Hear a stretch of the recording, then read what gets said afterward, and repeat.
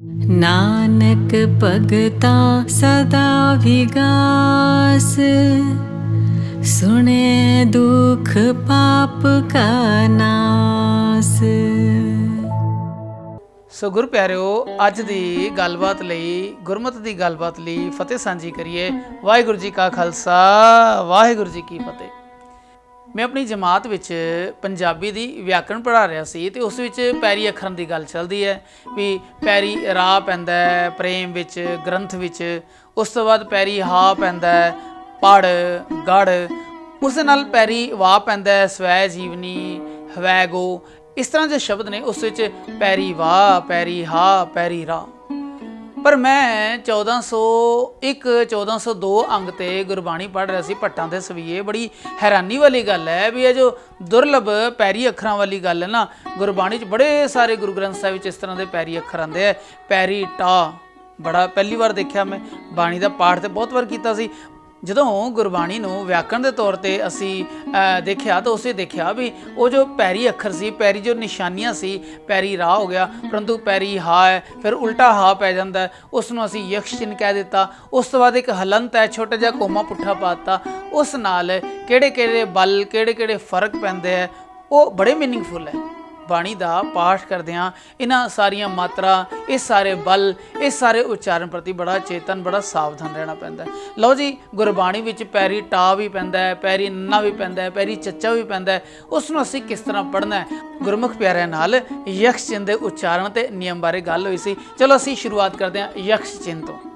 ਯਕਸ਼ ਚਿੰਨ੍ਹ ਤੋਂ ਭਾਵ ਹੈ ਜਿੱਦਾਂ ਅਸੀਂ ਲੈਫਟ ਵਾਲੇ ਪਾਸੇ ਮੂੰਹ ਖੁੱਲ੍ਹਾ ਕਰਦੇ ਹਾਂ ਤੇ ਅਸੀਂ ਦੇਖਦੇ ਹਾਂ ਵੀ ਉਹ ਹਾ ਪੈਂਦਾ ਹੈ, ਪੜ ਗੜ। ਪਰੰਤੂ ਜੋ ਉਹੀ ਹਾ ਹੈ, ਹਾ ਵਰਗਾ ਜੋ ਚਿੰਨ੍ਹ ਹੈ, ਜੋ ਨਿਸ਼ਾਨੀ ਹੈ, ਉਹ ਰਾਈਟ ਵਾਲੇ ਪਾਸੇ ਮੂੰਹ ਖੋਲ੍ਹਦਾ ਹੈ। ਸੁਖਮਨੀ ਸਾਹਿਬ ਜੋ ਬੜੀ ਲੋਕਪ੍ਰਿਯ ਹਰਮਨ ਪਿਆਰੀ ਬਾਣੀ ਹੈ ਗੁਰੂ ਗ੍ਰੰਥ ਸਾਹਿਬ ਦੀਆਂ ਬਾਣੀਆਂ ਵਿੱਚੋਂ, ਉਸ ਵਿੱਚ ਕਹਿੰਦਾ ਵੇਦ ਪੁਰਾਨ ਸਿਮ੍ਰਿਤ ਸੁਧਾਖਿਰ ਕੀਨੇ ਰਾਮ ਨਾਮ ਇੱਕ ਆਖਿਰ।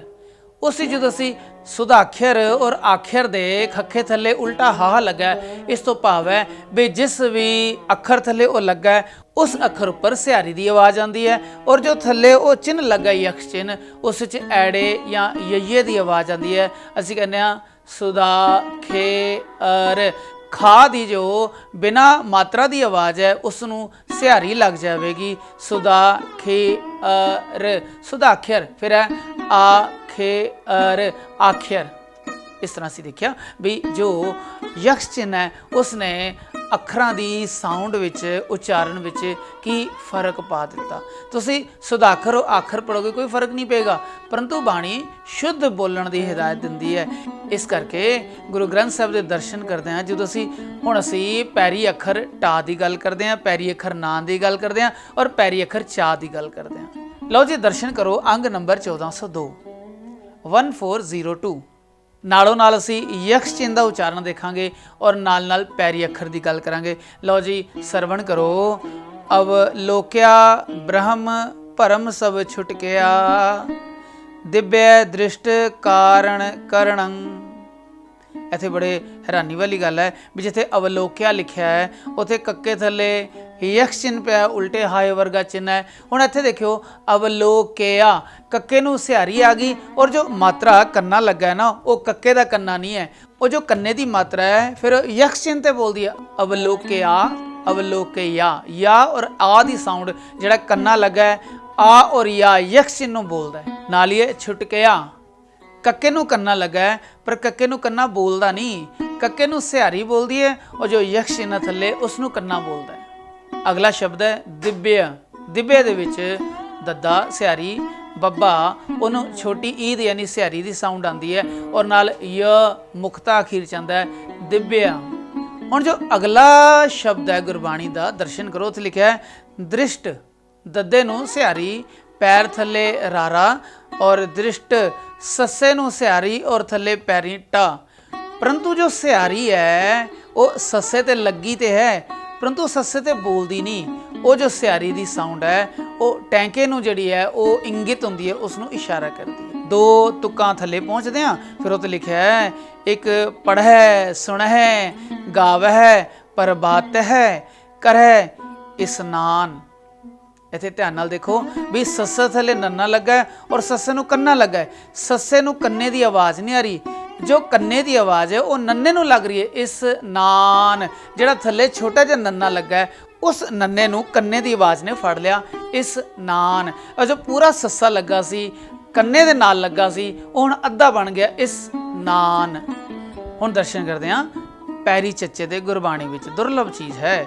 ਅੰਗ ਨੰਬਰ 1402 1402 ਤੇ ਪੰਜਵਾਂ ਸਵਈਆ ਹੈ। ਉਸ ਵਿੱਚ ਹੈ ਜਿਨਹੋਂ ਬਾਤ ਨਿਸ਼ਚਲ ਧਰੁ ਜਾਨੀ ਤੇਈ ਜੀਵ ਕਾਲ ਤੇ ਬੱਚਾ। ਇੱਥੇ ਅਦਕ ਨਹੀਂ ਲੱਗੀ ਪਰ ਅਦਕ ਦੀ ਸਾਊਂਡ ਆ ਰਹੀ, ਕਿਉਂਕਿ ਉੱਥੇ ਬੱਚਾ, ਰੱਚਾ, ਮੱਚਾ ਔਰ ਸੱਚਾ, ਸੱਚੇ ਨੂੰ ਪੂਰੇ ਵਜਨ ਦੇਣ ਲਈ ਬਾਕੀ ਸਭ ਤੇ ਅਦਕ ਲੱਗ ਗਈ ਹੈ। ਹੁਣ ਇੱਥੇ ਦਰਸ਼ਨ ਕਰੋ ਪੈਰੀ ਚੱਚੇ ਦੇ ਨਿਸ਼ਚਲ, ਨੰਨੇ ਨੂੰ ਸਿਹਾਰੀ, ਸੱਸਾ, ਸੱਸੇ ਪੈਰੀ ਚੱਚਾ ਔਰ ਲਾ। ਹੁਣ ਇਸ ਵਿੱਚ ਦੇਖੋ ਜੋ ਪੂਰਾ ਸੱਸਾ ਲੱਗਾ ਹੁਣ ਅੱਧਾ ਬਣ ਜਾਏਗਾ ਔਰ ਜੋ ਥੱਲੇ ਪੈਰਾਂ 'ਚ ਚੱਚਾ ਲੱਗਾ ਹੈ ਉਹਦੀ ਪੂਰੀ ਆਵਾਜ਼ ਆਏਗੀ ਨਿਸ਼ਚਲ, ਨਿਸ਼ਚਲ, ਅੱਧਾ ਸਾ ਹੋ ਗਿਆ। ਇਸ ਤਰ੍ਹਾਂ ਗੁਰਬਾਣੀ ਬੜੇ ਵਿਲੱਖਣ ਪੈਰੀ ਅੱਖਰਾਂ ਵਾਲੇ ਨਿਯਮ ਲੈ ਕੇ ਆਉਂਦੀ ਹੈ। ਅਸੀਂ ਹੁਣ ਇਸ ਨੂੰ ਇੱਕ ਵਾਰ ਫਿਰ ਦੁਹਰਾਉਂਦੇ ਹਾਂ। ਲਓ ਸੰਗਤ ਜੀ, ਅਸੀਂ ਨਾਲ ਨਾਲ ਪੜ੍ਹਦੇ ਹਾਂ। ਅੰਗ ਨੰਬਰ ਹੈ 1402 ਔਰ ਸਵਈਆ ਹੈ ਤੀਜਾ। ਸੰਸਾਰ ਅਗਮ ਸਾਗਰ ਤੁਲਹਾ ਹਰ ਨਾਮ ਗੁਰੂ ਮੁਖ ਪਾਇਆ। ਜਗ ਜਨਮ ਮਰਨ ਭਗਾ ਐ ਆਈ ਹੀਏ ਪ੍ਰਤੀਤ, ਪ੍ਰਤੀਤ ਹੀਏ ਆਈ ਜਿਨ ਜਨ ਕੈ ਤਿਨ। ਇੱਥੇ ਜੋ ਨੰਨੇ ਥੱਲੇ ਜੋ ਚਿੰਨ ਨਜ਼ਰ ਆ ਰਿਹਾ ਹੈ, ਉਹ ਜੋ ਚਿੰਨ ਹੈ ਉਹ ਹਲੰਤ ਦਾ ਚਿੰਨ ਹੈ। ਹਲੰਤ ਦਾ ਚਿੰਨ ਉਦੋਂ ਲਾਉਂਦੇ ਆ ਜਦੋਂ ਕੋਈ ਵੀ ਅੱਖਰ ਬਿਨਾਂ ਸਵਰ ਦੇ ਬੋਲਿਆ ਜਾਂਦਾ, ਬਿਨਾਂ ਵਾਵਲ ਦੇ ਬੋਲਿਆ ਜਾਂਦਾ। ਹੁੰਦਾ ਕੌਨਸੋਨੈਂਟ ਹੈ ਪਰ ਉਹਨੂੰ ਕਿਸੇ ਵਾਵਲ ਦੇ ਨਾਲ ਐਡ ਕਰਕੇ ਨਹੀਂ। ਜਿੱਦਾਂ ਅਸੀਂ ਕਹਿੰਦੇ ਕਾ, ਕੱਕਾ ਜਦੋਂ ਬੋਲੇ ਕਾ ਤੇ ਕਾ ਦੇ ਨਾਲ ਆ ਦੀ ਆਵਾਜ਼ ਨਾਲ ਐਡ ਹੋ ਜਾਂਦੀ ਹੈ।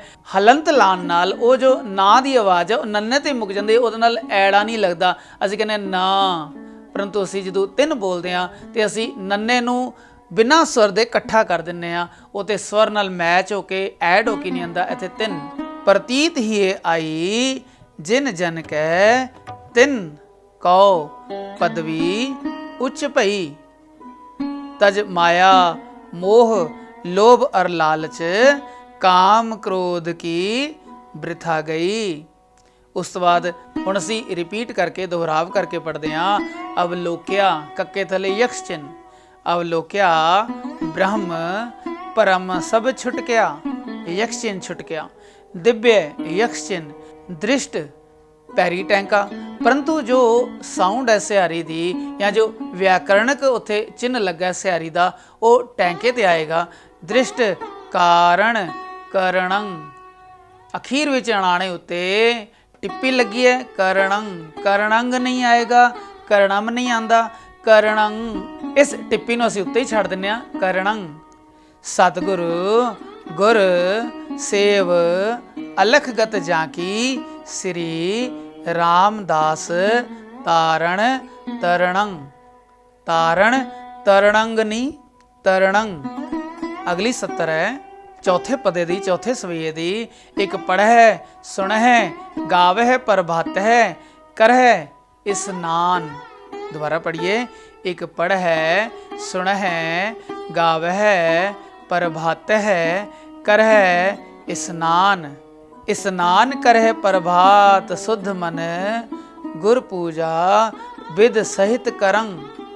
कर नहीं, करणंग नहीं, करंग। ना दी आवाज ऊपर ही रह जाएगी, करंग। कंचन तन होए परस पारस कौ जोत स्वरूपी ध्यान यक्षिन। ਧੱਦੇ ਨੂੰ ਸਿਹਾਰੀ ਲੱਗ ਗਈ ਸਾਊਂਡ ਵਿੱਚ ਔਰ ਜੋ ਕੰਨਾ ਸੀ ਉਹ ਯਜੇ ਜਾਂ ਐੜੇ ਨੂੰ ਲੱਗ ਗਿਆ। ਧਿਆਨ ਤਰੰਗ ਅੰਗ ਦੀ ਆਵਾਜ਼ ਆ ਗਈ ਅਖੀਰ ਵਿੱਚ। ਜਗ ਜੀਵਨ ਜਗन्नाथ ਜਲਥਲ ਮਹਿ ਰਵਿਆ ਪੂਰ ਬਹੁ ਬਿਦ ਬਰਨੰ। ਸਤਗੁਰ ਗੁਰ ਸੇਵ ਅਲਖਗਤ ਜਾਂਕੀ ਸ੍ਰੀ ਰਾਮਦਾਸ ਤਾਰਣ ਤਰਣੰ। ਗੱਗੇ ਦੀ ਆਵਾਜ਼ ਤੇ ਨਹੀਂ ਖਤਮ ਹੋਏਗਾ, ਤਰਣੰ। ਜਿਹੜੀ ਜੀਭ ਹੈ ਉਹ ਤਾਲੂ ਦੇ ਨਾਲ ਹੀ ਲੱਗੀ ਰਹਿ ਜਾਏਗੀ। ਹੁਣ ਅਸੀਂ ਸਵਈਆ ਕਰ ਰਹੇ ਹਾਂ ਅੰਗ ਨੰਬਰ 14 ਸੇ 2 ਤੇ ਪੰਜਵਾਂ ਸਵਈਆ। ਜਿਨਹੋਂ ਬਾਤ ਨਿਸ਼ਚਲ, ਇੱਥੇ ਪੈਰੀ ਚੱਚੇ ਦਾ ਬੜਾ ਦੁਰਲਭ ਪ੍ਰਯੋਗ ਹੋਇਆ ਹੈ। ਜਿਨਹੋਂ ਬਾਤ ਨਿਸ਼ਚਲ ਧਰੂ ਜਾਨੀ, ਤੇਈ ਜੀਵ ਕਾਲ ਤੇ ਬਚਾ। ਬਚਾ ਨਹੀਂ, ਬੱਚਾ। ਸਭ ਤੋਂ ਹੇਠਾਂ ਪਦੇ ਦੇ ਅੰਤ ਵਿੱਚ ਸੱਚਾ ਲਿਖਿਆ ਹੈ, ਸੱਚਾ ਨਹੀਂ ਹੈ। ਉਸ ਸੱਚੇ ਨੂੰ ਰਾਈਮਿੰਗ ਦੇਣ ਲਈ ਉਸ ਤੋਂ ਉੱਪਰਲੀ ਤੋਂ ਕੁਝ ਮੱਚਾ, ਉਸ ਤੋਂ ਉੱਪਰਲੀ ਤੋਂ ਕੁਝ ਰੱਚਾ, ਉਸ ਤੋਂ ਉੱਪਰਲੀ ਤੋਂ ਕੁਝ ਬੱਚਾ। ਜਿਨਹੋਂ ਬਾਤ ਨਿਸ਼ਚਲ ਧਰੂ ਜਾਨੀ, ਤੇਈ ਜੀਵ ਕਾਲ ਤੇ ਬੱਚਾ। ਤਿੰਨ, ਇੱਥੇ ਹਲੰਤ ਚਿੰਨ ਲੱਗਾ। ਤਿੰਨ ਤਰਿਓ ਸਮੁੰਦਰ ਰੁद्र खिन एक मह, जलहर बिंब जुगत जग रचा। रिपीट कर दें। तिन तरियो समुद्र रुद्र खिन एक मह, जलहर बिंब जुगत जुग रचा। कुंडलनी सुरझी सतसंगत परमानंद, गुरु मुख मचा। श्री गुरु साहिब सब ऊपर, मन बच क्रम। क्रम क्योंकि कक्के पैरी राह उत्ते टिप्पी क्रम। मन बच क्रम सेविए सच्चा। ਹੁਣ ਇਸ ਵਿੱਚ ਅਸੀਂ ਉਸ ਪਦੇ ਤੇ ਆਨੇ ਆ 1402 ਅੰਗ 23 6ਵੇਂ ਪਦੇ ਤੇ, ਜਿਸ ਵਿੱਚ ਜੋ ਸਾਡਾ ਗੁਰੂ ਮੰਤਰ ਹੈ ਵਾਹਿਗੁਰੂ, ਉਸ ਦਾ ਬੜਾ ਸੁੰਦਰ ਉਚਾਰਨ ਹੈ। ਲਿਖਿਆ ਹੈ ਵਾਹਿਗੁਰੂ ਵਾਹਿਗੁਰੂ ਵਾਹਿਗੁਰੂ ਵਾਹਿ ਜੀਓ। ਕਮਲ ਨੈਣ ਮਧੁਰ ਬੈਨ, ਕੋਟ ਸੈਨ ਸੰਗ ਸੋਭ। ਕਹਿਤ ਮਾਂ ਜਸੋਦ ਜਿਸ ਹੈ, ਦਹੀਂ ਭਾਤ ਖਾਹੇ ਜੀਓ। ਇੱਥੇ ਹਾਹੇ ਦਾ ਵੀ ਨਿਯਮ ਹੈ। ਜੇ ਹਾਹੇ ਨੂੰ ਅਖੀਰ ਵਿੱਚ ਸਿਹਾਰੀ ਲੱਗੀ ਹੈ, ਉਸ ਤੋਂ ਪਹਿਲੇ ਕੰਨੇ ਵਾਲਾ ਅੱਖਰ ਲੱਗਾ, ਅਸੀਂ ਪਹਿਲੇ ਕੰਨੇ ਵਾਲੇ ਅੱਖਰ ਦੀ ਮਾਤਰਾ ਨੂੰ ਲੰਬਾ ਕਰ ਦਿਆਂਗੇ ਤੇ ਉੱਥੇ ਸਿਹਾਰੀ ਦੀ ਸਹੀ ਜੋ ਤਵਾਜ਼ਨ, ਸਹੀ ਸੰਤੁਲਨ ਆ ਜਾਏਗਾ। ਦੁਬਾਰਾ ਪੜ੍ਹਦੇ ਹਾਂ। ਕਵਲ ਨੈਣ ਮਧੁਰ ਬੈਨ, ਕੋਟ ਸੈਨ ਸੰਗ ਸੋਭ। ਕਹਿਤ ਮਾਂ ਜਸੋਦ ਜਿਸ ਹੈ, ਦਹੀਂ ਭਾਤ ਖਾਹੇ ਜੀਓ। ਅਗਲੀ ਤੁਕ ਹੈ। ਦੇਖ ਰੂਪ ਅਤ ਅਨੂਪ, ਮੋਹ ਮਹਾ ਮਗ ਭਈ ਕਿੰਕਨੀ। ਸ਼ਬਦ ਚਨਤਕਾਰ ਖੇਲ ਪਾਹੇ ਜੀਓ। ਹੁਣ ਬੜੇ ਸੰਭਲ ਕੇ ਪੜਨ ਵਾਲੀ ਤੁਕ ਹੈ। ਕਾਲ ਕਲਮ ਹੁਕਮ ਹਾਥ ਕਹੋ। ਦੋ ਹਾਹੇ ਲੱਗੇ, ਕਹੋ ਨਹੀਂ, ਕਹੋ। ਸੁਖਮਨੀ ਸਾਹਿਬ ਵਿੱਚ 2-3 ਜਗ੍ਹਾ ਇਹ ਵਾਲੇ ਦੋ ਹਾਹੇ ਇਕੱਠੇ ਆਉਂਦੇ ਹੈ। ਕਹੋ ਰਹੋ, ਦੋਨੋਂ ਹਾ ਦੀ ਸਾਊਂਡ ਆਣੀ ਚਾਹੀਦੀ ਹੈ। ਕਾਲ ਕਲਮ ਹੁਕਮ ਹਾਥ ਕਹੋ, ਕੌਣ ਮੇਟ ਸਕੈ ਈਸ ਬੰਮਹਿ ਯਕਸ਼ਨ। ਗਿਆਨ ਧਿਆਨ ਧਰਤ ਹੀਏ ਚਾਹੇ ਜਿਓ। ਸਤ ਸਾਚ ਸ੍ਰੀ ਨਿਵਾਸ ਆਦ ਪੁਰਖ ਸਦਾ ਤੂੰ ਹੀ। ਵਾਹਿਗੁਰੂ ਵਾਹਿਗੁਰੂ ਵਾਹਿਗੁਰੂ ਵਾਹਿ ਜੀਓ। ਇਸ ਤਰ੍ਹਾਂ ਸੀ ਬੜਾ ਅਦਭੁਤ, ਬੜਾ ਵਿਚਿੱਤਰ, ਬੜੇ ਅਨੋਖੇ ਨਿਯਮ ਦੇਖੇ ਇਸ ਯਕਸ਼ ਚਿੰਨ ਦੇ, ਪੈਰੀ ਟੈਂਕੇ ਦੇ, ਪੈਰੀ ਚੱਚੇ ਦੇ ਔਰ ਪੈਰੀ ਨੰਨੇ ਦੇ। ਵਾਹਿਗੁਰੂ ਜੀ ਕਾ ਖਾਲਸਾ, ਵਾਹਿਗੁਰੂ ਜੀ ਕੀ ਫਤਿਹ।